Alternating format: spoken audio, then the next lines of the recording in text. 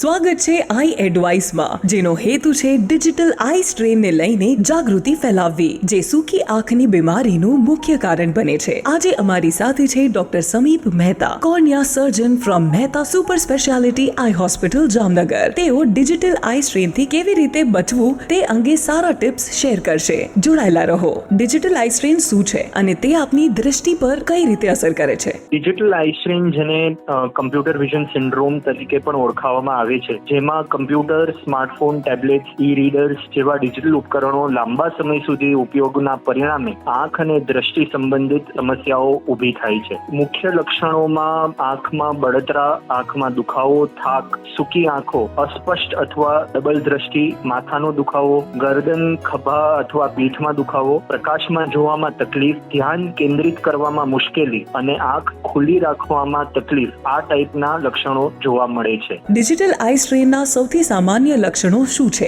જેના વિશે લોકોએ જાગૃત રહેવું જોઈએ?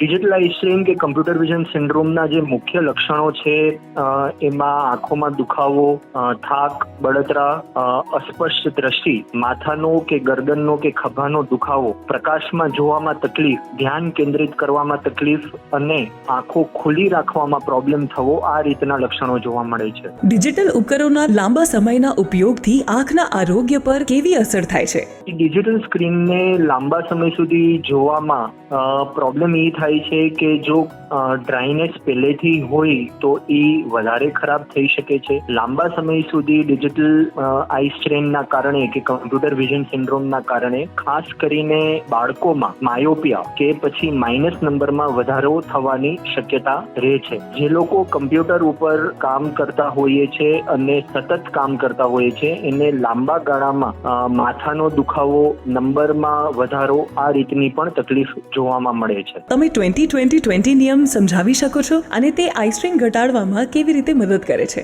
20-20-20 નિયમ છે એ સૌથી સહેલો પણ ઇફેક્ટિવ એક્સરસાઇઝ છે ડિજિટલ આઈ સ્ટ્રેન કે કમ્પ્યુટર વિઝન સિન્ડ્રોમ સામે બચવા માટે. આમાં દર 20 મિનિટે કોઈ પણ સ્ક્રીન કે કમ્પ્યુટર કે મોબાઈલ સામે જોયા બાદ 20 સેકન્ડ માટે 20 ફૂટ દૂરની વસ્તુ જોવાનો નિયમ છે. આમાં સૌથી સહેલી રીત પ્રેક્ટિસ કરવા માટે જે હોય છે એ કે તમે 20 મિનિટ કમ્પ્યુટર સ્ક્રીન સામે જોયા બાદ તમારા ઓફિસમાં કે રૂમમાં કોઈ પણ બારી હોય એમાંથી બહાર દૂરની કોઈ પણ એક વ્યક્તિ કે વસ્તુ સામે જોઈ શકો છો, જેનાથી આંખના જે નજીકના કામ કરવા માટે જે સ્નાયુ હોય છે એને રિલેક્સેશન મળે છે. માતા પિતા કેવી રીતે ખાતરી કરી શકે કે તેમના બાળકો ડિજિટલ ઉપકરણોનો સલામત અને સ્વસ્થ રીતે ઉપયોગ કરે છે?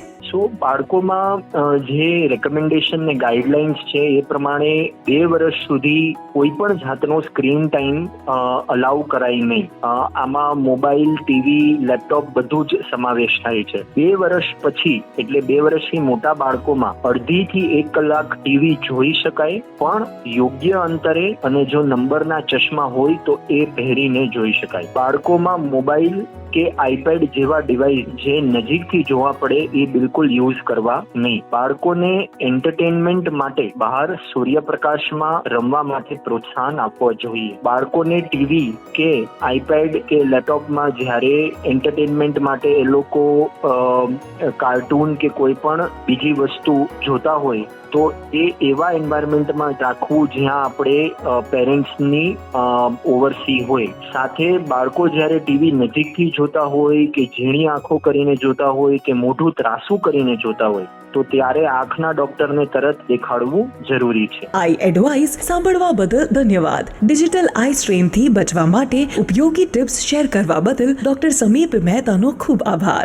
Issued in public interest by Alembic CSR Foundation. Views expressed are independent opinions of the doctor. Please consult your doctor before starting any medication or treatment. Alembic CSR Foundation disclaims any or all liabilities and claims.